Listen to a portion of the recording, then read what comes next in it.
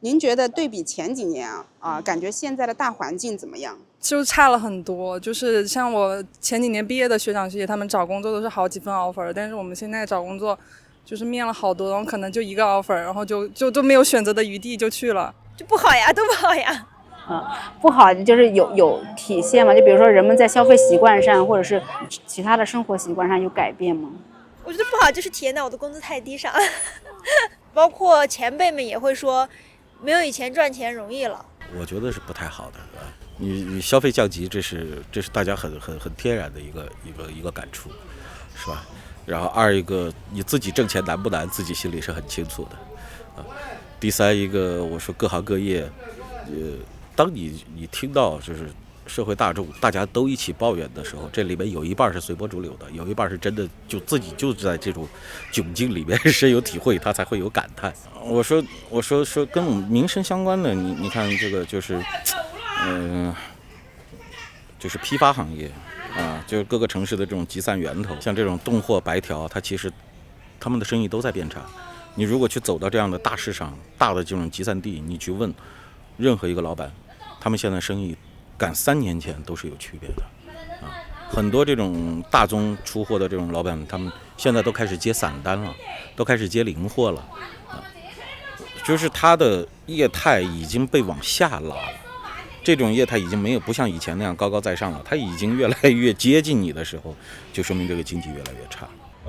我觉得还是在恢复吧。疫情之后，其实各个经济环境都在复苏。对，比如说咱们的桂林马拉松，2万多人一起过来，我觉得体育事业的兴起就代表了经济事业的兴起。感觉现在找工作都很难吧？我听有些家长他们就是现在找工作也特别难，然后赚钱也比较难。我觉得还是有所下降吧，就是说环境变得恶劣一点点。从我们的消费状况来看，那个消费欲是下降了。比如最近它有很多商战嘛，就是那些商家他为了提高人们的消费欲他就推出一些优惠活动，然后激发人们去购买他的商品。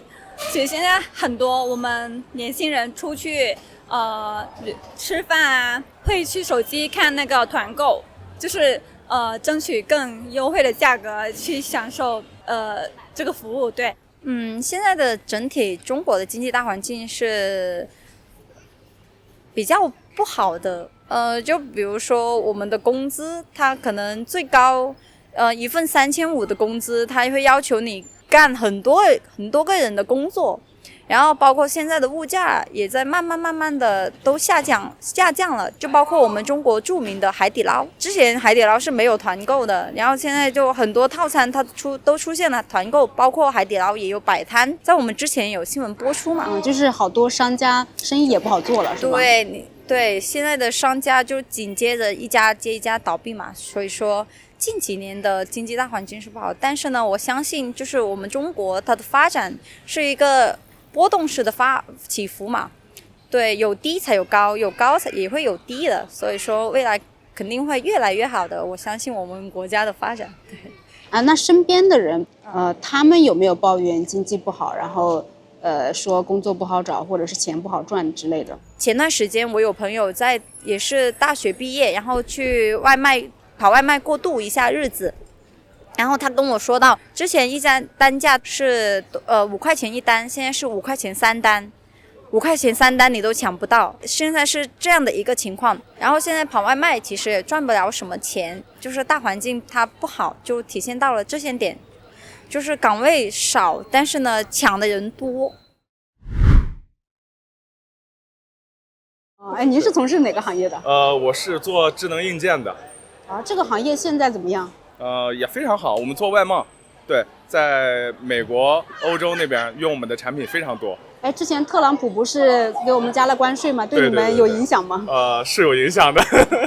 影响大吗？其实对我们来说，我们的制造成本是没有变化的，但是对国外的友人来说，他们购买我们的产品价格会比较高，所以我们的用户在社媒上疯狂的吐槽特朗普。那你们呢？你们吐槽特朗普吗？我们也吐槽他呀，这对我们的用户不利呀，让我们的用户花了更多的钱去买了同样的东西。那他们没有去别的地方买吗？就假设来这边买贵的话，我们中国的制造业还是比较发达的，就再贵都还是便宜，是吧？对，而且我们的品牌力是非常强大的，这个在国外的市场我们也是 top one 的。那你大学学的什么专业啊？我大学学的软件技术。哦，那现在从事这方面的工作吗？并没有。哦，那你从事哪方面的呀？酒店。你当时怎么没有找到跟自己专业对口的工作？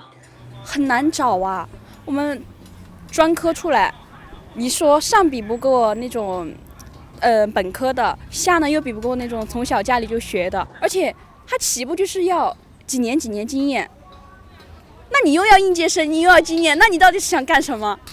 那你当时就没有考虑做吗？毕竟是跟专业对口的嘛。我有考虑过吧，但是我们家里人也有在，他也是他是硕士毕业，现在40岁了，失业了是硕士也失业了啊，失业了，怎么回事啊？就是现在这环境不好啊，他现在就是这个工作就需要新鲜血液注入啊，你40、50岁了，对不对？你再会写有什么用？还是会有人把你顶替掉的。您是从事什么行业的呀？水利工程的设计。这个行业现在怎么样？我现在的这个岗位可能。我做的不只是我一个人的活，我可能一个人在顶3个人在用，但是拿的是一个人的工资。明白。就刚刚您说这个一个人干着3个人的活，那这一天工作时长呢？这有增加的吧？时长就007啊，都不是996了，是吧？对啊，就是007啊，很正常007。经常还是说偶尔？我从2025年，开年到今天，我没有一个完整的节假日。那007，那薪资不给你涨？不会，没有所谓的加班工资，没有所谓的一些福利待遇。最近工作状态怎么样？不怎么样。我具体来说这个事情吧，就是接到一个新的项目，然后这个项目我完全不会，而且这个项目的要求的时间很短，就没办法，非要让你做，公司就非要让你做，那怎么办？那我能怎么办？我要挣钱，我要吃饭，我要还房贷，那怎么办？那就只能硬着头皮做。当你接到这个任务的时候，你脑子里第一想法是什么？抗拒、逃避。但是你知道，就是当你每天就是每个月可能2号要还那个房贷的时候，你的那个信心就又上来了。不行，我还是得安慰自己，想尽办法得把这个事情给做下去。压力转为动力了。这个是一种很矛盾的心理，就是一方面你自己真的是很反感公司的这种做法，很反感怎么会有这么不公平的事情，但另外一方面你的生活压力那么大，你会觉得PUA 自己吧，想办法自己怎么能让自己能够心态更平稳的让这个事情能够顺利的推动下去。房贷占了你工资的多少1/3吧。广告。你觉得你们这个行业这几年怎么样？不怎么样，江河日下，越来越不行，即将消灭。不怎么样体现在哪儿？体现在我工资水平很低。在这边从事什么行业的呀？就是现在暂时没有工作之前呢？因为带孩子嘛。之前是在做销售一类的。什么？大概家居类的。感觉那个行业怎么样？之前的时候感觉就是好像，因为现在房子这一块不太好了，所以我们家居来说的话也会受到影响，所以就是业绩上面就做的就不太理想，然后又生孩子嘛，带孩子嘛，然后就没有再工作。那您现在从事什么行业呢？医疗，我们做这个应该叫核药，就是放射性药物，然后这个东西它比较复杂，它实际上是一个医疗项目针对于肿瘤末端的。这个行业从事了多少年？18年到现在了。也是蛮久的了。相比18年现在的这种行业的情况，比以前要稍微好一点嘛，因为政策在逐步放开嘛。我们是做国际教育，还有以及香港方面的一个择校和备考的。然后因为现在一个政策的支持的话，其实整体还是生意还是很好。我之前是在一家快递电商公司做 HR 的，然后我经历了裁员，就目前的话就是主要是做就是休息，然后想自己找一些自由职业的一些工作，比如说一些线上的或者自媒体或者说先在本地找一些兼职，就是了解一下情况。什么时候被裁掉的？9月底。为什么呢？因为换了一个领导，那个领导就是他的风格就是会把老员工裁掉，然后去招新员工，就跟我同一批合并到他部门的人有2个人都被裁了。那他为什么要裁掉老员工？就是可能他个人的风格吧，因为他的团队基本上都是那种刚毕业的，就是其实刚毕业的新人他是可塑性比较强，他是相当于市场白纸，比较服从性。但是像我这种在一家公司已经待了几年了，就是已经他可能会觉得不好管理，这是我的一个见解。然后可能第二个就是成本，因为我经验比较丰富一点，我的薪资会比新人高个几千块钱，就可能从服从性还有说成本的角度，他就选择会裁员。那你们公司是做什么行业？做什么的？跨境电商。哦，这个应该不算是夕阳产业了吧？不算，但是很卷。就是现在人太多了，所以什么行业都很卷。就是同行之间会恶搞你，去把你的产品恶意的打低分或者恶意举报你，所以还是挺难做的。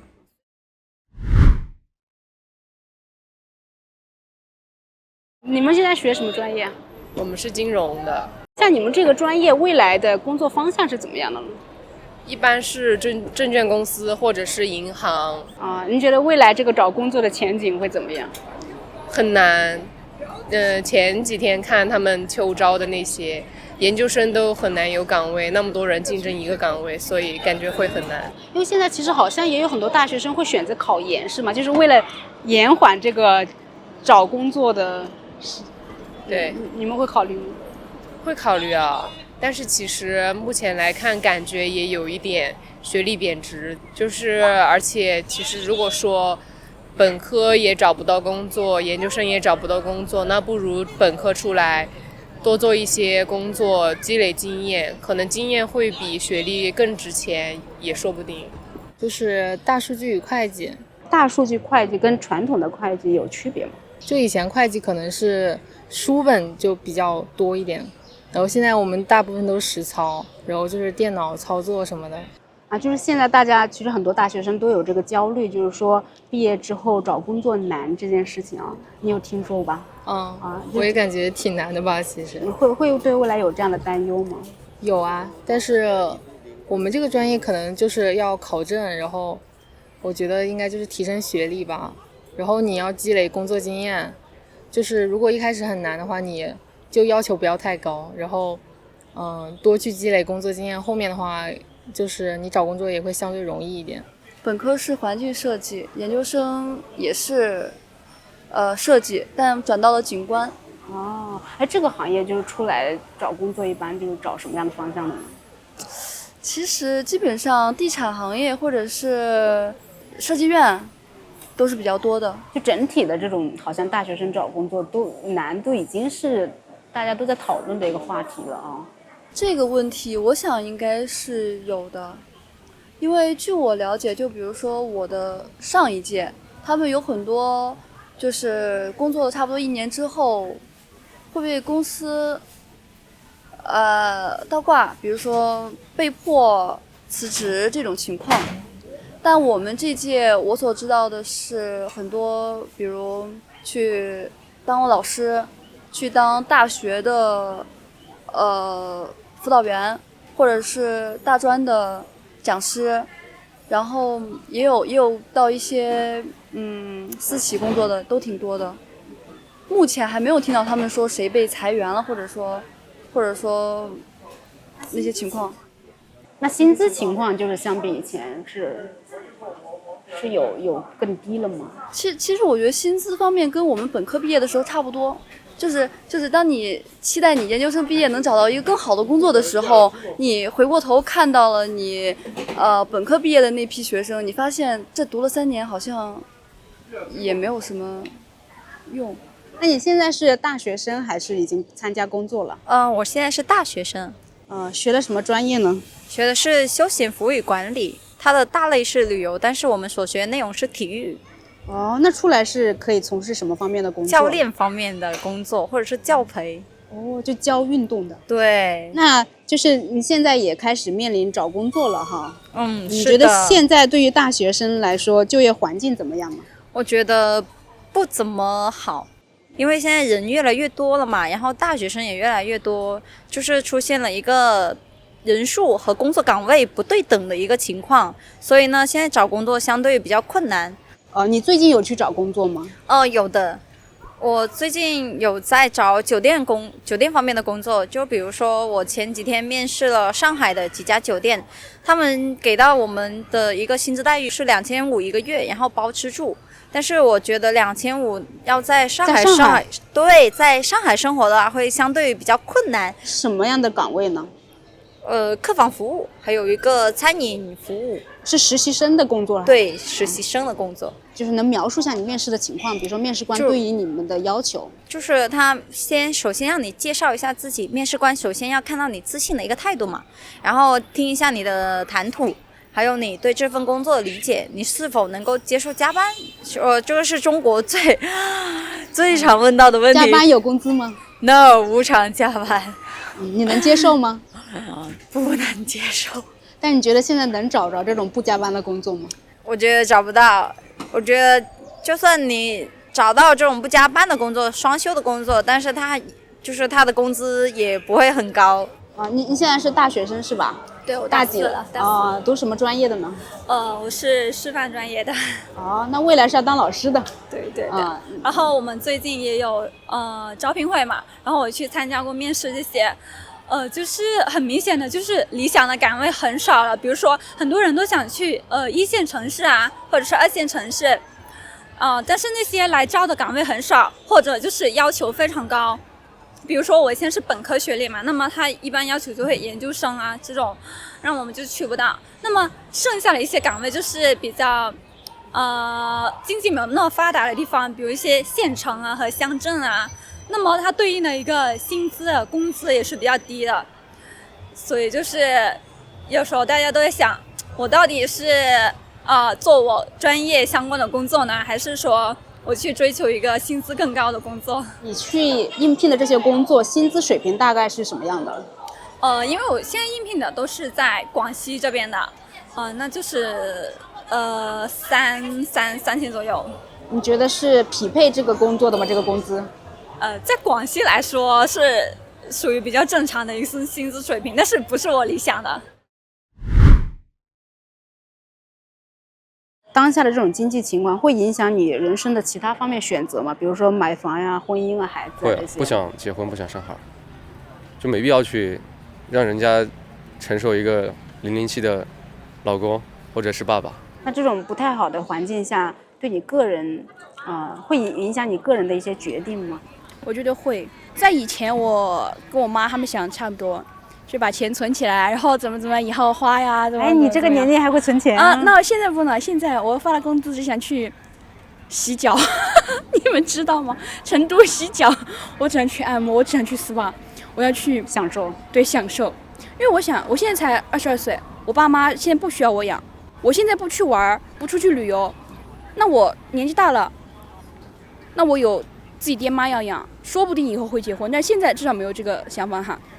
有自己的孩子要养，然后又怎么样，有自己的生活，而且年纪大了，身体也不行了。那为什么不趁现在年轻，有时间有精力，去享受这个世界，去取悦自己？你觉得这种经济情况会影响年轻人对于未来，比如说走入婚姻、生育等等的这样的抉择吗？肯定啊！我没钱我怎么结婚？没钱我怎么生孩子呀？如果生孩子啊，这一代的教育观念已经不是说我要去激娃了，而是我如何能够激自己，给孩子一个良好的生活条件。如果他生下来注定了要去拼搏，像现在我一样在社会上去熬死，去用身体换钱，用这种生命力去换钱，那你可能不会愿意你的孩子过这样的生活。那什么样的人适合要孩子呢？有钱的人多生，有钱的人真的该多生。就可能是大家的一些消费吧，就是一直在消费降级。像我本人，我可能学生时代的时候，虽然那个生活费没有我现在工资高，但是我之前花的还是比较潇洒。但现在我都是很抠门了，就可能花销还不到我以前学生时代的一半那种感觉，就是想要多存点钱，就是未来感觉还是生存焦虑会比较大一些。好像我觉得你说影响了，但你看这个国庆放假的时候还那么多人出来玩，我觉得也好像影响不大啊。就身边有没有人会抱怨，好像钱不好挣了呀，有，工作不好找了呀？但是大家抱怨归抱怨，但是该玩的还得玩，该花是吧？对，该花还得花。我的很多朋友以前花钱大手大脚，包括我吧，现在其实疫情过后的话，整体消费的话都是就相当于偏降级。我觉得很神奇的是，因为我有朋友是毕业后他去做主播了，女主播。什么方面的？偏那种舞蹈的。据你所知，做主播这个行业大概收入在什么样的一个范围？我知道的，他现在可能做主播1年半左右的时间，他就年薪可能有70-80万了已经。然后他每周只用播5天，一天播2-3个小时，所以你如果换算成时薪是很高。我就觉得很神奇是，其实有一部分人完全没有受到影响，就是他们的收入可能反而更高了。然后呢，我现在做的这个行业，算是运气比较好，没有受到那么大的影响。其他的就比如传统一些的行业，还有就是小商小贩之类的，那可能还是受的冲击比较大。所以我觉得是很割裂这个世界。就当下的经济情况，你觉得会影响年轻人其他方面的人生选择吗？例如买房啊、结婚呀、要孩子等等。我觉得会，因为我们这一代的话，对于结婚的话，我们没有像父母那个年代觉得一定要结婚。我至少我身边的人和我不是这么想。然后对于你说的买房买车的话，我觉得如果让我选，我会选租房。我不想让把我的一辈子困在一个就是 cage 里面，然后我去花我大半生的时间去付这个房贷，我觉得没必要。就像我们说，我们现在是旅游贷，我们宁愿去把钱花在旅行上面，去看世界，去看不同的文化。你觉得年轻人现在整体的一个状态怎么样？我跟我朋友，我们经常会聊这个话题。我觉得我们精神其实都生病了，因为父母那一代，包括爷爷奶奶那一代的话，他们其实是最简单，他们穷，他们只需要面对一件事情，就是解决生存温饱问题。对于我们来说的话呢，大部分人的话，我们其实家里都算中产偏上，我们没有再受温饱的折磨之后呢，那你人必然而然会从经济迈向另一个，我觉得从认知层面或精神层面的一个思考，你会在想我存在意义是什么？因为我存在意义不是只是去为了吃饭和有房子住，包括我们做一份工作，这份工作可能父母他们会为了钱去低这个头，但我们不想。然后他们可能不会因为热爱去做一份工作，但是因为这个工作能养活得了家，但是我们会想要去找到一份热爱的事情，所以我们我觉得也很痛苦。就经常在网上也可以看到刚刚毕业的大学生，或者是已经工作了但是高学历的人群啊，他们可能失业了，那就被迫去送外卖啊、送快递啊，或者是开网约车。你身边有这样的情况吗？我其实一开始步入社会的时候，我对这种职业也是会有一点那种觉得有点 low 的感觉，但是其实现在经历了裁员之后，我觉得每份工作都是平等的，而且其实外卖它也有自己的门道，你要怎么去记住这些门店，怎么控制速度，你做得好也有1-2万的，其实我觉得也是一个不错的选择。哎，那你觉得现在啊，就是对于刚刚毕业的大学生来说，找工作难吗？挺难的。就是我在做招聘的时候，其实我们公司规模还蛮大的，有2000人，但是我们其实更倾向于社招。社招有一部分也是可以接受有无经验的，但是也就是你可以接受没有这个岗位的经验，但是你要有工作经验，因为没有工作经验的人，在我们看来他的一个抗压能力，就是没有受过社会的毒打，还是对工作有一种那种幻想，就吃不了苦，因为我们公司还是比较高强度的。然后像校招这一块，我也看到很多帖子，就小红书上很多人可能毕业了半年都找不到工作，其实我觉得大家都挺难的。我们现在大学就有一些同学啊，他在寒暑假期间嘛，或者是周末，他有空闲，他就去跑外卖，然后或者是开滴滴。女生？男生，然后是觉得非常有成就感的，毕竟他是赚到钱了，然后他也可以为他以后未来，如果他有创业的想法的话，也是一个铺路。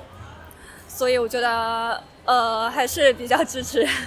那你身边有认识的同学呀，或者是这种大学毕业生，有因为找不到工作而焦虑，或者是找不到适合的工作而焦虑吗？也有啊，就是他开始也去干了我们这个对口的，干了1个月，发现干不下来，然后去跑外卖了。为啥干不下去了？因为就像我说的，好一点的公司又要经验，又要你的学历，又要怎么样，他找了一个初创公司，然后创业不下去，公司要倒闭了，去跑外卖了。哦，他去跑外卖，跑了多久了？跑了小半个月了吧。那这个跑外卖的收入怎么样呢？我问过他，他其实觉得还可以吧。他说大概一单基本上能够在个4-5块钱左右。然后他说他也是兼职嘛，基本上一天跑个10多20单，然后就不愁吃喝。然后如果再遇上平台活动，你一天跑够多少单，会奖励你个100、150、200这种，他说也挺好的。因为现在也有很多大学生，比如说毕业之后找不到工作嘛，然后就被迫去找一些，比如说外卖员呀，或者是送快递啊、滴滴啊这样的工作。那对这样的现象你怎么看？我觉得他们挺勇敢的，因为其实对于我来说，我应该算是孔乙己那种类型的人，就是可能宁愿找不到那个工作，我也不愿意去做一些就是这个外卖员的工作，因为就是会觉得自己读了这个大学，想找他匹配一点的，就是要求大学这种学历的工作。这是一个很普遍的现象。我觉得的话，就是对于年轻人来讲的话，首先要让自己先活下去。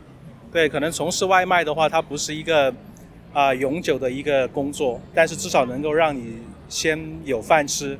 对，然后在这个行业里面的话，要做的不是怎么一直在这个外卖这个行业去卖自己的体力，卖自己的时间，然后同时的话，你还要去提高你自己的一个核心的一个竞争力，对，然后去找到自己的一个人生的一个方向，对。我身边也有一些，像原来在大厂里面工作的，那被辞职了之后，然后就去做外卖啊、做快递啊，这种也有。对，被裁员了是吗？对，被裁员了。被裁员的多吗？深圳还好，对，深圳还好。一般被裁掉的是什么样的人？可能就是工作岗位不是那么核心，对，然后呢，可以被替代的，对，这种是比较多的。就是现在的话，其实很多年轻人都在抱怨说这个经济大环境不好啊，找工作不好找啊。就是你怎么看呢？我觉得找工作不好找跟经济大环境没有太大的关系经济环境好的时候，年轻人依然不好找工作，因为这个不是他们想要的工作，是吧？就是你如果只是想要找一份工作，你现在马上就可以有你送个外卖，能不能拉得下面子？对吧？对，可能他们说找不到工作，更多的是找不到跟自己的学历跟专业匹配的工作。对，简单说其实就是这样，就是自己的预期太高了。还就是对比80后啊，你觉得现在00后的这个工作心态有变化吗？我觉得是有的。我们参加工作的时候，因为我参加工作的时候还是小灵通时代，这个时候我们要去吸收外界的信息，我需要靠电视，需要靠上网吧呀。那会儿我刚参加工作，我自己电脑都没有一台，对吧？那你现在的年轻人，他只需要一部手机就可以了，花世界迷人眼，对吧？所以自然想法就不一样，需求点就会更多，他会认为我已经足够了解这个社会了，但是实际上并不是这样。你看现在年轻人其实很多都会觉得，你自己做生意，那你一定很有钱。他甚至连税务都搞不清楚，他就觉得我未来我也可以当老板。你看他做了一个什么事情，他都能做成，我也可以做成。但是那个时候我们是不会有这种想法的。而且很多人也会说，中国这个社会非常非常的卷，各个行业都在卷，你觉得呢？卷是刻在中国人骨子里的东西。中国人是饿肚子的历史很近了，也就是3代人才改变这个现状。为什么你现在中央提出撸起袖子加油干啊？你只有干活才有饭吃啊！欧洲人理解不了啊，社会福利太好了，对吧？那欧洲人都会觉得，为什么我来你这儿避个难的嘛，你不给我发钱啊？中国人从来没有这种想法呀，这是多少代人就是这么教育出来的。你要想得到什么，你就自己去实现它啊，对吧？你就自己去实现它，因为我们没有享受过那种极好的社会福利和待遇。那最后一个问题啊，就是你对2026年的经济好转抱有希望吗？暂时没有，还太早了。你觉得什么时候会变好？我估计可能得几年，可能得30年这样子吧。那还有好多年呢。那这么多年，如果说一直都没有好转，你会采取什么应对措施吗？其实我最近也有想找工作，但是面试下来又没有什么动力了。为什么？就是我会发现现在的工作要求会比以前高了，就是我同样的岗位，我再去想要去面同样薪资的一个岗位的话，他对我提出的要求会更高，那跟我现在的要求能够匹配的岗位的话，可能工资又降薪比较多，我刨去生活成本又没有什么钱，我会觉得落差比较大，所以我可能更多的是想去说的高大上点可能是创业，说的小就是实在一点就是做一些线上的一些东西，然后去变成自己的事业，去慢慢做大起来。你觉得2026年会变好吗？活下来就好，活下来就好只要你还在这条路上走着，那就有无限的可能。那你对于2026年的这个大环境是整体抱有乐观的态度的吗？我可能之前说的很低气压哈，但是真的就是这个样，特别是我们这种传统行业，太难了。就是总的来说就是我们现在这个大的环境很卷，然后想要在这个行业出人头地也很难，因为它阶级固化也特别厉害，资源只掌握到很少的一部分人的这个手里嘛，特别是像我们公司的老板呀，或者是国企啊之类的。如果想要在这个行业有所立足的话，真的很难。财神庙说了，未来3年的这个运都还比较不错啊，是拜神了都已经。是的，拜神了。好的，那也希望你明年会更好。好的。持乐观的态度。是什么让你有这样乐观的态度？我觉得我都挺乐观的吧，我觉得反正死不了啊，那死也死不了，就是不死就是最好的是吧？对啊，死不了。在成都这个地界，你再少也有个3-4千块钱嘛，你要你自己是完全够了的，而且还可以活得还行。2026年从我看到的数据来讲的话，应该未来可能5年，中国的大学生的话，毕业的人数还会持续的增加，然后再加上一些，比如说前2年没有找到工作的这些年轻人，那么这样的话会给那个就业市场的话。压力我觉得会比现在会要更加的大，但是呢，我觉得这是一个周期性的一个东西。如果一个坏的一个经济周期，它可能是10年，但是如果我们就是年轻人的话，保持这种学习的能力的话，等到就是熬到这个经济下行结束上行的时候，那他也会享受一些红利。对，我还是非常坚定的相信我们的国家是会好起来的。尤其是今年去看的话，我们的最近正在举行的全运会，包括我们新下的福建舰，我觉得这都是国力强盛的表现。如果我们国家不能再延续辉煌的话，那这些也是落不了地的。所以我非常坚定的相信我们的国家会越来越好的，包括我们人民自身，包括我们的企业，也都会向着更好的方向走起来的。你对明年的这个经济好转抱有希望吗？可能会好一点点，或者是跟现在差不多，但是我觉得不会变坏。为什么会觉得不会变坏呢？因为我觉得现在大家都那个就业都很积极，然后都是在想办法去搞动这个经济嘛，去创收。我是个乐观的人，因为我觉得，你悲观也是活，你乐观也是活。那你面对就是这个世界的真相以后，我觉得还是要抱一个乐观的态度去生活。